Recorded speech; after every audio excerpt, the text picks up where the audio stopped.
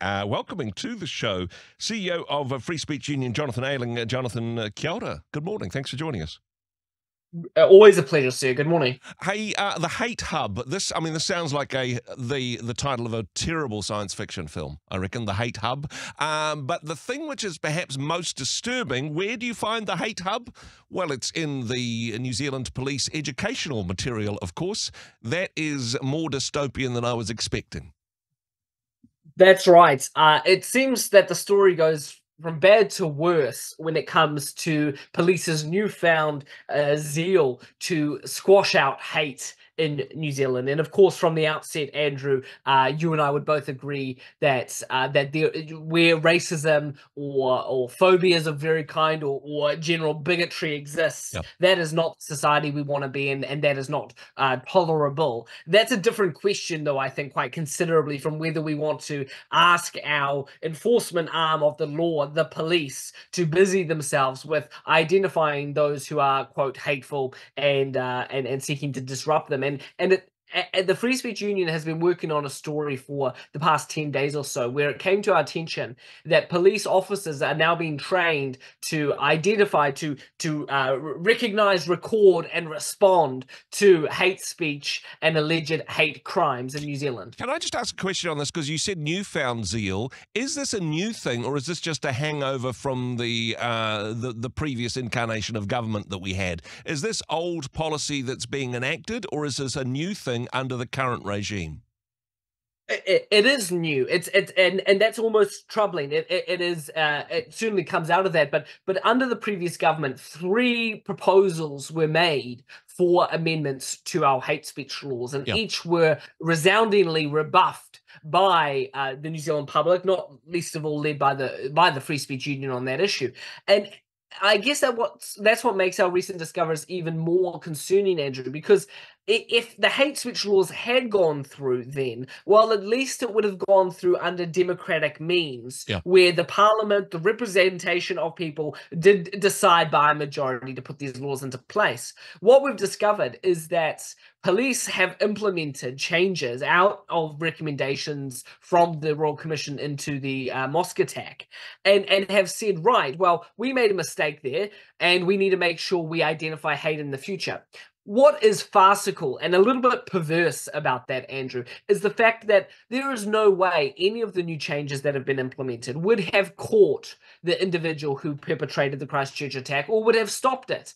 There's no way someone coming into the country and within a matter of weeks acquiring a gun and prosecuting that horrific attack would have been stopped under a hate hub catch. This will just catch a lot of Kiwis who otherwise hold entirely lawful opinions. And I'm repeating myself a little bit here, but for your listeners who didn't catch it last week, examples of what police have been trained constitute hate speech is the claim there are only 2 genders, or the claim Kiwi, not Iwi. These are examples of what police are being told they need to recognize, record, and respond to. And it gets worse. We didn't realize that an entire intranet has been set up for police to accumulate this data. And one of the perennial issues that stymie anyone who wants to respond to hate speech through legal means is the question, well, how do you define hate? Yep. Again, like I said at the beginning, none of us are here to defend hateful rhetoric or defend hateful ideas. But the question is, hate is a very subjective thing. Is the claim that there are only 2 genders itself hateful? Others would claim it's simply scientific. Yep. Who gets to decide there? Police have come up with what some might consider a somewhat elegant response to this, actually. They've said, one of the reasons hate speech laws didn't go through was because of the lack of a definition. Well, don't worry, we'll do away with that problem. We'll simply have no definition. Okay. There's no definition of what hate speech means. If you think it's hateful, we'll record it as such. So, Andrew, if you find anything in this conversation today hateful, get on the phone to your local copper and they'll note me down for it. That'll Now, be in the think hate about hub, right? Yeah. I will then appear in hate club. That's right. Just wanting to circle back a little bit, because the things that stood out to me most in terms of the examples that they gave, yes, both of the examples are reasonably shocking, but there was another couple of signs that we used. One said free speech, that is defined as hate speech according to this hate hub, and another one At the bottom of the billboard, it said, sign our petition. I suspect they're talking about the Free Speech Union there, Jonathan, because that's what you do, right? Nothing like a little bit of people power to push back on the bullies. And Andrew, that is what they are. This seems to have a really elitist condescension of those who seek to mobilize grassroots engagement. And there's a word for that. What is? Oh, it's democracy. Yeah. That's right. Yeah. And there's a fair bit of condescension in opposition to democratic engagement. It doesn't occur without free speech. It doesn't occur with the exchange of ideas. And Andrew, we are being contacted every day by more and more police and more law academics and more public servants who are outraged and deeply concerned at what the police have done here. And again, not to go into these details, but it's just one part of the public sector that is responding in this way. The Law Commission is proposing that it is considering whether misgendering someone should become a criminal offence, and then you'll probably end up before court and in the hate hub. You know, the chief censor is saying free speech is not a concept that exists in New Zealand. And so there's kind of a broad opposition that is occurring to what is a fundamental democratic right. Democracy cannot exist without free speech. And one of the comments that we've received came from someone who identifies himself as a senior officer in the police. We've verified his identity, though it won't surprise you. He's asked to remain anonymous. And what he said to us was this. I'm going to read his letter for you and your audience here, Andrew, because I thought it was well put. He said, I'm very concerned by this training. It is only one example of the type of ideologically influenced training that police staff have to complete. There is an internal intranet-based, quote, hate hub for all things, quote, hate. And staff have been directed that any reported incidences of hate speech that are not offences must still be recorded as hate incidences. The test of what is considered a hate incident, according to policy, is that anything the complainants feel is hateful towards them as a member of a minority community. There is no objective test, only subjective. Police don't take reports for other matters that are not offences without good reason, and it is deeply concerning that this is now the policy. The policy seems to have been introduced in a quiet, bit-by-bit manner over a number of months, which raises the suspicion that it's been deliberately done this way to avoid public scrutiny. I did not sign up to be the thought police. In fact, I became a police officer to protect people's inherent rights. And this is deeply troubling. And again, I'll repeat myself, Andrew. The Free Speech Union is currently defending 3 individuals before the courts for wrongful arrest.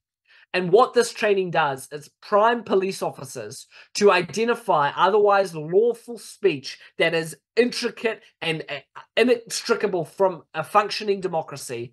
And they identify that as a non-criminal hate incident, and they will end up bringing more people before the courts, but even more so than those who are wrongfully arrested, it will set in place a chilling effect across our society. Don't talk about these issues. Don't speak out because the cop is watching. These walls have ears. That's not New Zealand. That's not a democracy. This isn't Soviet Russia. We need to push back.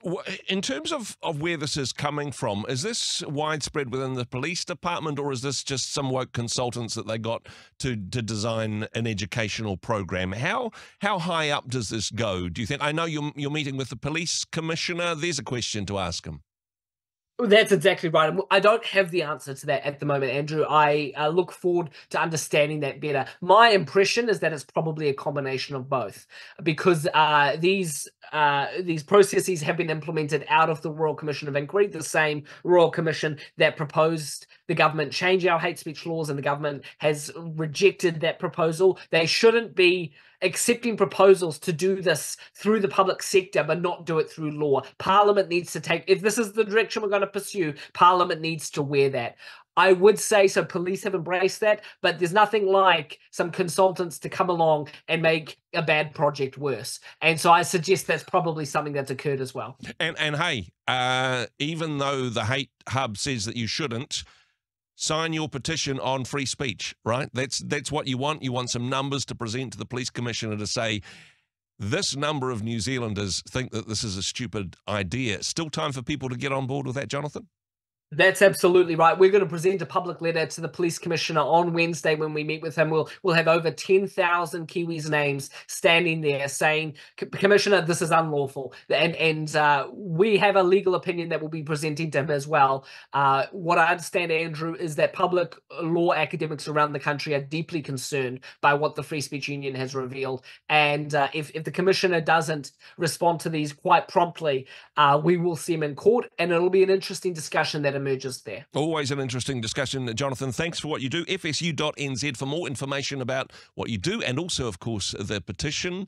Thank you so much for joining us today. Cheers. Hey, thanks very much for joining us in the Rhema studio. Thanks very much for watching the interview. It's kind of nice to have an audience, actually. And if you did like what you watched, then do give us a like, do give us the thumbs up. And if you'd like to see more interviews like that one, or perhaps even better, subscribe and those interviews will come straight to you. Don't forget to turn on your notifications, and we'll see you in the next one. Cheers.